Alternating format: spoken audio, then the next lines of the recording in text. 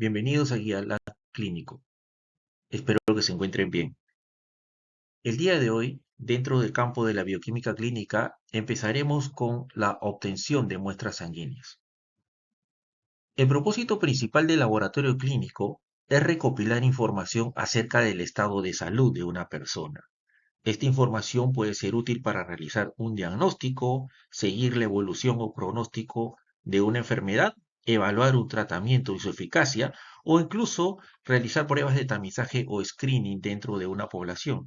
Y para lograr esto se analizan muestras biológicas mediante diferentes pruebas que miden diversas magnitudes, como por ejemplo bioquímicas, hematológicas, inmunológicas, entre otras.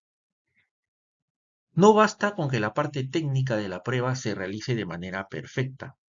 También se deben seguir buenas prácticas en toda la cadena, desde la persona que realiza la solicitud, la persona que prepara el paciente, para la extracción o recolección, incluso hasta el momento en que llega el resultado a la persona que solicitó. Una prueba de laboratorio es un proceso complejo en el que participan diferentes profesionales quienes llenan el formulario de la solicitud, los médicos, quienes preparan al paciente, el médico y el personal de laboratorio también, principalmente el personal de laboratorio, quienes obtienen la muestra, que somos nosotros del laboratorio clínico, los que transportan, los que reciben, los que procesan, los que validan el resultado, hasta que llegue de vuelta a manos del médico que solicitó la prueba. Comunicación. La comunicación entre las personas implicadas simplifica los procesos, evita los errores en la fase preanalítica y previene malentendidos que puedan surgir por falta de información o por información incorrecta. Cabe resaltar que es vital la comunicación correcta entre las tres partes implicadas, el paciente, el laboratorio y el médico, y de esa manera obtendremos buenos resultados. Variables condicionantes de la muestra. Se han descrito factores preanalíticos que pueden afectar de forma decisiva la calidad de los resultados finales. Algunos de estos factores relacionados con el paciente son no modificables, como el sexo, donde podemos citar a la creatinina o a la CK, que dependen de la masa muscular y por ello suelen ser más elevadas en los hombres. La raza, por ejemplo, podemos citar la concentración relativamente menor de leucocitos en la población africana comparado con la población europea. En la edad, ejemplo muy característico en los lactantes o recién nacidos, los niveles elevados de bilirrubina, hematocrito y hemoglobina. En cuanto al embarazo, tenemos elevada la BCG debido al aumento de fibrinógeno y globulina y a la vez la disminución de albúmina, lo que hace que los glóbulos rojos se aglomeren y sedimenten de manera más rápida. Respecto al ritmo circadiano, también conocido como oscilación rítmica diaria, este designa las diferencias de concentración esperadas dentro de un mismo día para determinados parámetros. Ejemplo clásico, el cortisol.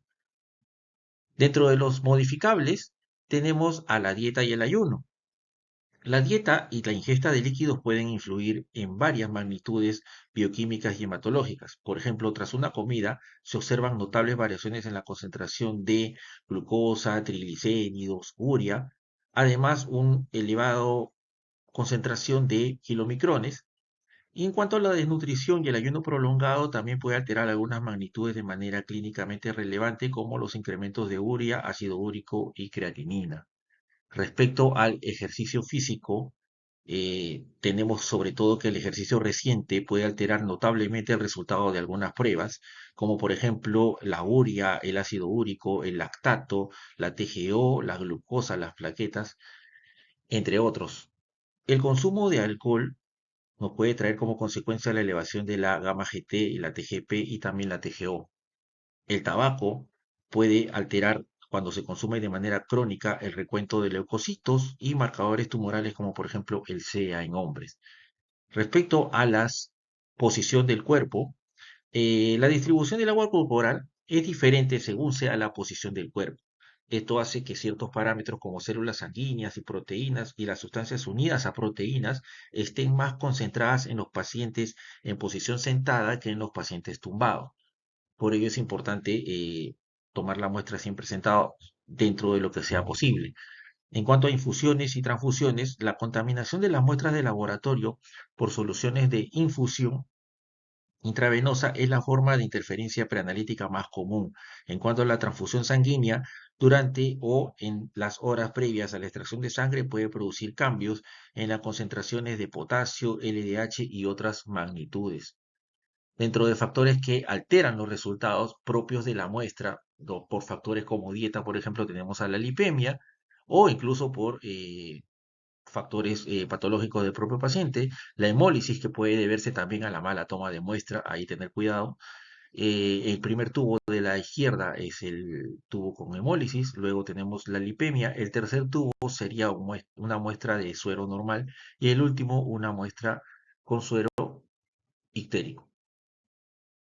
Obtención de la muestra, preparación del paciente, informar al paciente. Esta parte es muy importante, ya que el paciente también cumple un rol vital dentro de la toma de la muestra al cumplir correctamente con nuestras indicaciones, pero para ello nosotros tenemos que asegurarnos de haberlas dado correctamente. Por ello es importante que no solamente el personal de laboratorio esté preparado, sino también nosotros hablarle a los médicos sobre las rutinas de vez en cuando, ¿no? Entre jefaturas, hablarles sobre las rutinas que nosotros realizamos en nuestro laboratorio porque podrían haber algunas variaciones de repente a veces cuando hay cambio de método, entre otras cosas. Y también de vital importancia en el área de recepción. Cuando llega un paciente a solicitar una prueba de laboratorio, muchas veces no se topa directamente con personal de laboratorio, sino en muchos lugares cuentan todavía con personal administrativo y es nuestra labor también capacitar a esas personas. O en algunos casos ya hay técnicos de laboratorio mismos recibiendo las solicitudes y orientando a los pacientes, pero siempre es de vital importancia generar un consenso, o sea, una uniformidad de criterios dentro de todo el personal. Asegurarnos que todos den las mismas indicaciones para los pacientes para asegurarnos que nuestras indicaciones y nuestros resultados salgan de la mejor manera y tener un criterio, como vuelvo a repetir, uniformizado. Le preguntamos al paciente si está tomando medicamentos, consultar con el médico en todo caso de ser necesario de repente la suspensión eh, temporal de esos medicamentos para obtener un buen resultado, si está en ayunas o no. El ayuno en estos casos se recomienda normalmente de 12 horas, pero hay una indicación muy importante. Por ejemplo, si nuestro paciente se viene a hacer un perfil lipídico, sería también muy útil recomendarle que la noche anterior haga una dieta blanda. No vaya a ser que coma una comida muy grasosa y esto nos traiga como consecuencia de repente elevados colesterol, triglicéridos a la mañana siguiente. También es importante no permitir que el paciente venga con un ayuno muy prolongado. Por eso siempre preguntarle al paciente desde qué hora está en ayunas. Supongamos que son las 7 de la mañana y tu paciente viene a tomarse la muestra y tú le preguntas, señor, ¿está en ayunas? Sí. ¿Cuál ha sido su última comida de ayer? Y como me ha pasado a mí, yo también he tomado muestras, me dicen ayer a las 3 de la tarde. Ese es un ayuno demasiado prolongado y lamentablemente muchas personas o porque no entienden o porque piensan que van a mejorar la calidad de los resultados de las respuestas, mejor no como. O para que salgan mejor mis resultados, no como esto, no como aquello.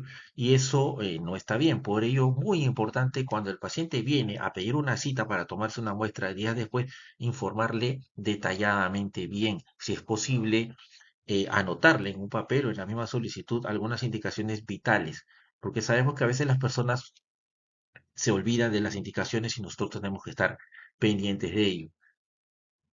Y como dice aquí, la persona que toma la muestra es responsable de la toma correcta y no solamente implica una buena venopunción, ¿no? Sino también todas las indicaciones de las que estamos hablando.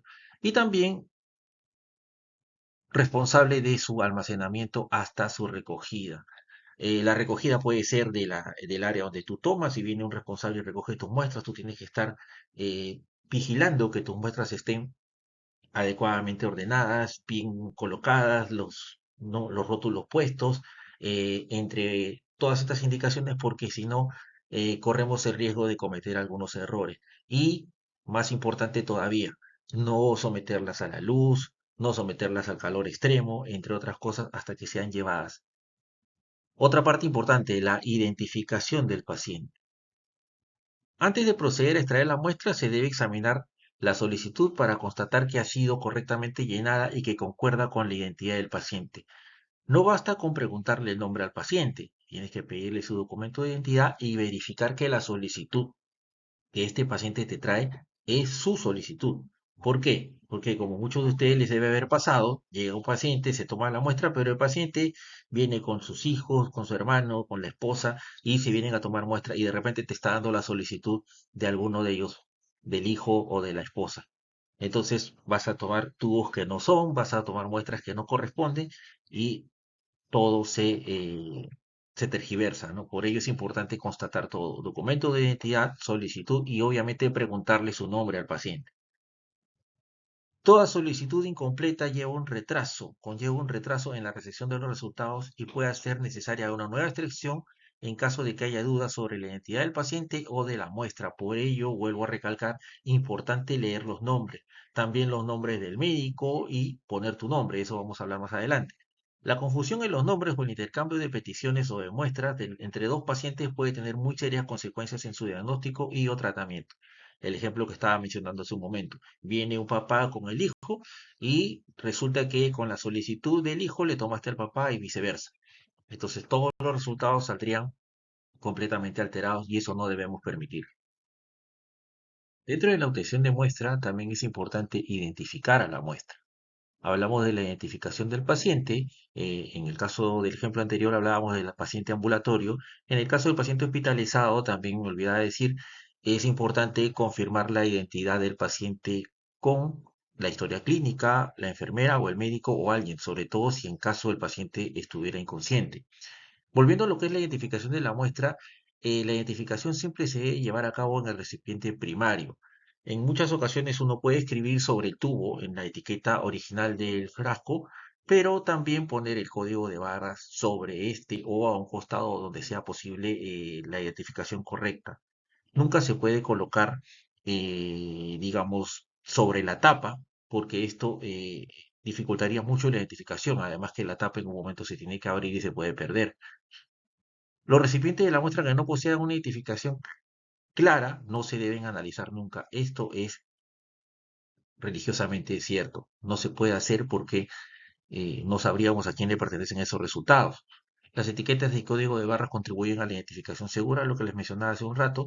Poner la etiqueta de manera ordenada, bien estirada, sin digamos, arrugas, inflexiones, que se note correctamente el código, porque obviamente si tiene un código de barra significa que va a ser leído por un equipo automatizado. El etiquetado correcto lo vemos a la izquierda, siempre dejando pequeño espacio para poder verificar también la calidad de muestra desde fuera. En cambio, todas las otras condiciones son incorrectas. Y acá, dentro de un rack, el último de los tubos es el que está correctamente identificado porque va a permitir que el lector de barras del equipo lo pueda leer correctamente. No vemos que se observa todo el código de barras completo. En las otras ocasiones o en las otras situaciones no se puede hacer. Dentro de la obtención de la muestra también es importante la identificación de la persona que realiza la extracción de sangre, en caso existan incongruencias, y que el técnico podría ayudarnos a resolver. Identificación del médico solicitante también. La identidad del médico que solicita la prueba permite realizar consultas en casos de peticiones elegibles. Podríamos estar ante una situación en que el médico tenga una letra un poco difícil de entender. Peticiones erróneas, que también el médico podría haberse equivocado y pedir algo que no concuerde con el diagnóstico presuntivo que anota el mismo en la propia solicitud. Restricción en caso de poca cantidad de muestra. Por ejemplo, el médico nos pide una determinada cantidad de pruebas y nosotros calculamos que para esas cantidades de pruebas necesitamos, por ejemplo, 8 mililitros. Y resulta que solamente obtuvimos 3 porque el paciente tenía venas extremadamente difíciles. En este caso le informamos al médico que solamente obtuvimos esta cantidad, este volumen, y el médico podría priorizar las pruebas que se necesitan. De repente le da prioridad al perfil hormonal, al perfil lipídico, a la hemoglobina, y nosotros ya estamos con esa información y podemos tomar la decisión correcta para procesar de acuerdo al volumen que hemos obtenido. Toma de muestra. Selección de una vena para la venopunción. Como vemos en este dibujo, tenemos la fosa antecubital, que es el lugar más común para tomar muestras, el más fácil también recuerdo al acceso, y las venas más importantes, la vena cefálica y la vena basílica. Claro que no todos los pacientes tienen una disposición similar. A veces hay pacientes con venas más difíciles, pero también tenemos, por ejemplo, el dorso de la mano, con las mismas venas a las que podemos recurrir. Continuando con la toma de muestra y la selección de una vena para la venopunción, observamos una gráfica con diferentes situaciones. En la primera, la letra A, la posición correcta de la aguja, insertada alrededor de los 30 grados, con el bisel hacia arriba. En la posición B, una aguja insertada que atraviesa la vena y hay una formación de hematoma. Obviamente el líquido está extravasando aquí y se está acumulando fuera de la vena. En la introducción parcial de la aguja apenas entra un poco el bisel, es imposible y además como estamos observando también hay una formación de hematoma pero en el lado inicial, apenas se ha pinchado la vena aquí. Cuando el bisel permanece en la pared de la vena, esta pared está obstruyéndolo y por lo tanto no va a salir nada de muestra. Una aguja demasiado cerca de la válvula venosa también, donde hay una especie de bifurcación, también está obstruyendo el bisel. Y cuando hay una vena colapsada, definitivamente aquí no va a salir. Y esto se puede producir cuando la persona de repente tiene muchas tomas de muestra consecutivas y la vena colapsa. Continuamos con toma de muestra. Lo primero que debemos hacer es colocar el torniquete a unos 8 o 10 centímetros por encima de la zona de punción. Ubicar la vena, obviamente con una dilatación gracias al torniquete. Descontaminar con alcohol de a 70 grados y esperar a que se evapore. No soplar, no agitar con la mano. Y lo más importante, no volver a tocar la zona porque la podemos volver a contaminar. Realizar la venopunción a 30 grados, como dijimos anteriormente, y de manera firme y segura. Una vez que empieza a salir la muestra, aflojar el torniquete y esto que nos ayuda a evitar la excesiva extravasación de aguas a los tejidos circundantes. Podría incluso hasta formarse hematomas cuando demora mucho. Es decir, ya ves que empieza a salir la sangre, inmediatamente aflojas el torniquete. No usar torniquete para calcio iónico porque se disminuye y en el caso del lactato aumenta. En estos casos no se usa torniquete. Tendrías que pedir al paciente que abra y cierre la mano para ayudar a dilatar la vena, ¿no? O darle de repente pequeños toquecitos, pero no usar torniquete en estos casos. Si se usa jeringa, luego de terminar, trasvasar la muestra a los tubos respectivos retirando antes la aguja para evitar hemólisis. Cuando uno hace el trasvaso con la aguja puesta, el diámetro por el cual tiene que pasar la sangre es muy pequeño y esto puede apretar demasiado los glóbulos rojos y romperlos. Obviamente vamos a ocasionar una hemólisis y nuestro trabajo se estropeó. Si se usa el método de extracción a vacío, utilizar los tubos en el orden correspondiente. Toma de muestra, orden de llenado de los tubos. Empezamos con el tubo para hemocultivo o frasco para hemocultivo. Se invierte 5 veces el tubo para citrato, que es para coagulación, 3 a 4 veces de inversión, el tubo para química clínica de tapa amarilla o dorada, con gel separador también, luego sin anticoagulante. En general, los que no tienen, digamos, anticoagulantes, se utilizan luego del citrato, luego vienen los de heparina de litio para emergencias y los de EDTA por mencionar los más importantes, y tenemos a la mano derecha las veces que se invierte. Esto es importante, solamente se utiliza una inversión suave y ligera, digamos que dándole vuelta en 180 grados al tubo para que se homogenice bien, pero siempre de manera muy delicada y evitando agitarlo con fuerza para evitar hemólisis. Conservación y transporte de muestras. Las muestras acompañadas de las correspondientes solicitudes deben remitirse a la unidad de recepción de muestras por los distintos sistemas habilitados dependiendo de su procedencia, atención primaria, unidad de extracción y recogida de muestras, el laboratorio de destino, urgencias, laboratorios programados. El tiempo óptimo de la extracción de la sangre y su recepción en el laboratorio debería ser inferior a 1 hora. En el transporte de muestras se debe tener siempre en cuenta que cualquier tipo de espécimen representa un riesgo biológico. Todas las muestras son potencialmente infecciosas y debemos tener cuidado con las medidas de bioseguridad. Mantener la cadena de frío siempre en temperatura de refrigeración en la caja de transporte, donde debemos tener un termómetro de seguridad que nos permita controlar la temperatura en todo momento, que debe ser de refrigeración, que ya conocemos que debe ser entre 2 a 8 grados.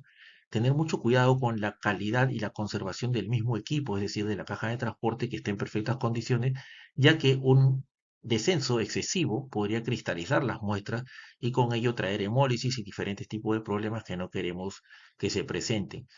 Podemos tener la necesidad incluso de guardar las muestras por mucho tiempo, como vemos en esta imagen, en serotecas donde podemos administrar estas muestras, sobre todo lo que son sueros o plasmas, y poderlas retirar o tenerlas en caso se necesite repetir algún resultado o repetir algún análisis que el médico nos pueda indicar, o incluso también en los bancos de sangre sigue como respaldo. Gracias por ver el video. Si te gustó, suscríbete, dale like y comparte. Hasta la próxima.